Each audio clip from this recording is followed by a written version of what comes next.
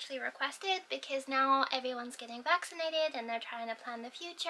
A lot of people are actually considering moving to Japan, and I thought something useful for me to make would be the 5 things that I really struggled with when I moved to Japan. Okay, so my number 1 question that I always get asked, particularly by Japanese people, is what culture shock did you experience when you moved to Tokyo?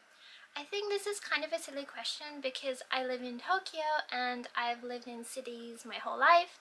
Like, I lived in Paris for a bit, I've lived in parts of the Mediterranean, and honestly, it's not like I moved to like a small fishing village in Hokkaido, or I moved in the middle of the forest. I moved from a city to another city. So honestly, I didn't get that much culture shock. Like, as much as people want to say that Japan's really, really crazy, it's kind of not really that different. It's very convenient. There is a lot of culture here, but it's not something enough to make you feel shocked. However, there were some things that I did struggle with when I moved here. Number 1, bugs. Like, this is something I never thought about before I moved to Japan. Japan's very hot and very wet, and it's a perfect environment to grow some massive bugs. If you've ever played Animal Crossing and you left your house, or you stop playing for a bit and you come back and suddenly it's full of these comically huge cockroaches, when I played in England, particularly when I was a kid, I thought it was kind of like a joke. They're actually that goddamn size. They're huge. They're so big. And I never even seen a cockroach until I moved to Japan, and the first time I saw one, oh my god. I remember I was living with my friend, and a guy, her kind of like boyfriend, was coming, and just before he knocked on our apartment door, he could hear screaming, like bloody murder, like someone was getting killed. And he was obviously very, very scared, and my friend opened the door and we were both screaming our heads off. There was a cockroach, it was like this big, running around. We didn't know what it was. We'd never seen anything like that. We were both from England and we were trying to hit it.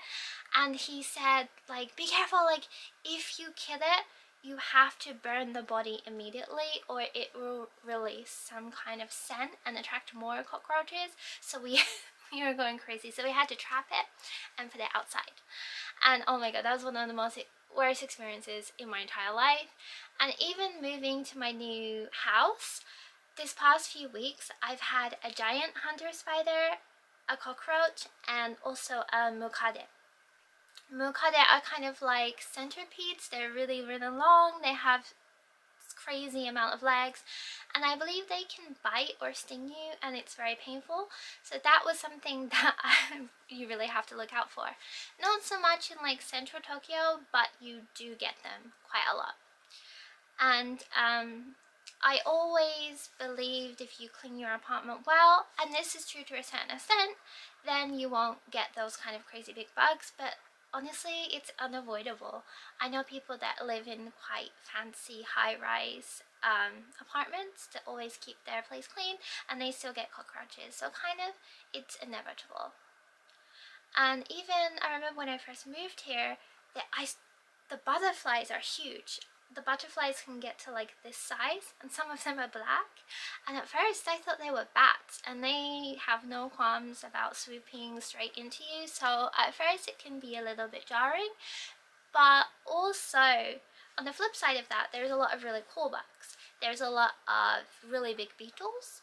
They're called kabutomushi, and in Japan, every summer kids like to get nets and collect them and then carry them around in these little clear cases. It's really, really cute, and honestly, after a while you kind of get used to them, and you know, the butterflies are pretty and stuff like that. So depending on how you feel about bugs, that might be something you want to consider before you move to Japan. Okay, number 2 is climate. This is kind of tied to the first one about Japan being very hot and wet. Japan's very proud of its 4 very robust seasons, but honestly, within that, there's many more seasons. Like, there is a huge rainy season called Suyu, and it's very humid. Unlike England, we have like a April showers, which aren't really that bad. It just rains a lot. But here, the rain is incredibly warm. It feels like miso soup, kind of. And honestly, working during that time kind of sucks. You're wet and hot and like sticky every single day, and it lasts for like a few weeks. That was very, very hard to get used to, just the heat and the humidity. A lot of people here every year die from heat exhaustion and sunstroke during the summer, so you have to learn before that how to combat the heat. There's, you know, drinks and medicines and things you can take that really help. So that's something you really, really have to think about when you move here, particularly if you're weak to the sun like me and your skin's a little bit sensitive. I have to wear sun cream even if I just go to the shop or to the vending machine or something like that, because you can get red and itchy very, very quickly. And of course the winter is really, really, really cold, and there is a typhoon season where we get loads of typhoons. So pretty much it doesn't matter where you live, the climate is probably going to be different to where you're moving from. And that's also something to think about, because when you're considering to move to a different country, weather is really important. If you're an outside person, like, are you going to be getting enough sunlight? Are you going to be able to go to the places you want to go to? Is it going to be too cold? Is it going to be too hot? And that's also something to consider when moving to Japan, which place you want to move to, because obviously the more south you go, the hotter it gets, and the more north you go, it's less humid. Okay, number 3 is bureaucracy. I am from England, which is a very bureaucratic country already, and I remember before I moved here I had a terrible time in my local bank. I went there just to tell them that I would be moving to Japan so they wouldn't block my account, and I got to the desk and they told me that I had to use the phone that they had to call, and I said, you know, like, I'm here, I'd rather speak to a human now. And they said, no, no, you have to use the phone. So I used the phone and I was on hold for like 40 minutes even though I was in my bank. That kind of thing is incredibly normal in Japan. And Japan also still uses fax machines, and it's very paper based. So a lot of things you might be used to doing in your home country through text or email, you probably have to go to like the city hall and do that on paper. And there's a lot of things that you're going to have to do, particularly when you're moving to a whole new country and you have to get pension, health insurance, visa. These are all things that you have to do normally in person on paper, and it takes a lot of time. And I remember when I first moved here, my first school I worked in, every month I had to fax my timesheet to prove that I'd been coming in at the correct times, and they asked me to fax it, and honest to God, I'd never seen a fax machine before. Like, I swear we stopped using those in the 90s in England, and I had to very awkwardly go up to my principal of the school and asked him which one was the fax machine, because honestly I had no idea, and he said that one, and I put it in the wrong way. It was very embarrassing, and he had to show me how to use it. Now I'm very well versed in using a fax machine. Number 4 is making friends. Okay, this is something as an extrovert is very easy for me. I'm pretty good at making friends. Even then, making friends in Japan is incredibly hard. And there is a number of reasons for this. Mainly because by the time you move here, you're going to be like 22 or 23, and by that time people already have like a solid set of friends. If you're going to be trying making friends your own age, they would have been to, you know, like elementary school, middle school, high school, university, and usually I find that Japanese people,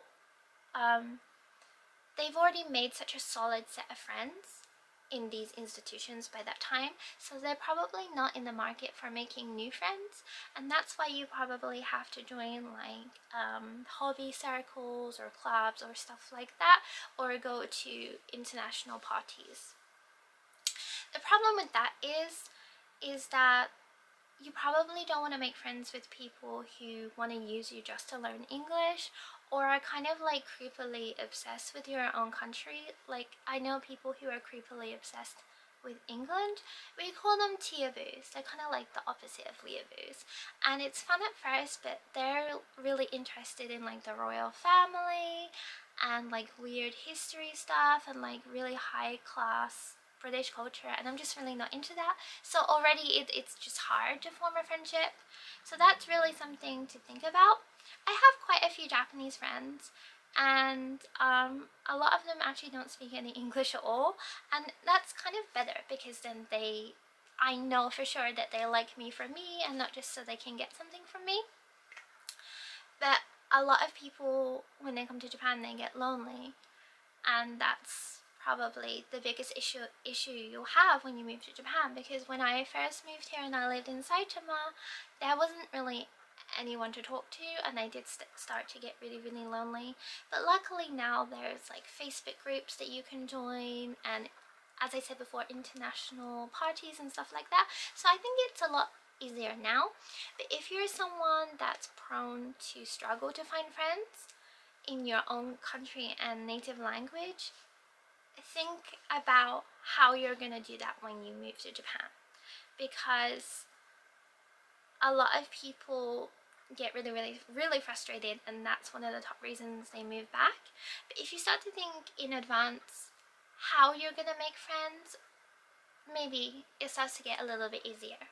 Also, I know some foreign people who come here with the intent to only make Japanese friends and only speak in Japanese, and I see where they're coming from, because that makes learning the language much easier. But also, those people tend to get lonelier a lot more, because it is nice to speak to someone in your native language that grew up watching the same TV shows as you and stuff like that. So I would suggest having a mix of Japanese friends and foreign friends, because for me, a lot of my friends are even like French or German, and it's nice to have a mix of friends. And I think that if you close yourself up to other foreigners, then you'll start to get very lonely. Okay, last is, okay, maybe this is just me because I'm British, but there's a total lack of real sausages here. Okay, now hear me out. As a British person, like, sausage is kind of like a staple for us. We have sausages in mash, we put them in stews, we have them in English breakfast, toad in the hole. But here, there are sausages, but they're kind of like German style, kind of like hot dogs in a way, like really crunchy on the outside and soft in the middle. And British sausages are more meaty, soft and bready. So that was really disappointing for me, and because I've been living in Japan around almost 8 years, I always thought that they would eventually get here, but they still haven't. Like, when are they gonna get here? And I've heard from Japanese people that the perfect sausage is kind of like a carrot. When you bite into it, it crunches, and I'm not really about that. That being said, the ones that are sold here, mostly they're kind of like small and crunchy, and they taste really good, and I actually do like them, and I do cook with them. But I would just kind of prefer it if we had British sausages. And I know this doesn't seem like a really big deal, but it's a big deal to me. So, before you move here, you should probably check like the things that you have as a staple in your everyday food, that they actually have that here. And if they don't have it, like, how are you gonna get it sent over? Thankfully, Japan has a lot of import stores, and they do have a lot of British stuff, particularly snacks, but I find that it's mostly shipped from Australia, so it can be a little bit different, and they don't exactly have everything. Like, another thing they don't have is gravy powder, but once you figure out how to send those over, it makes your life much easier. I totally get it. Like, I'm really lazy myself, but if you are struggling with something, particularly when you're living in Japan, there must be a way to at least make it easier. Like, for the bug thing, I got an anti-bug bracelet, and I put powder around my house so that bugs can't get in, and little anti-bug hanging things. I'm not sure what they're called even in English.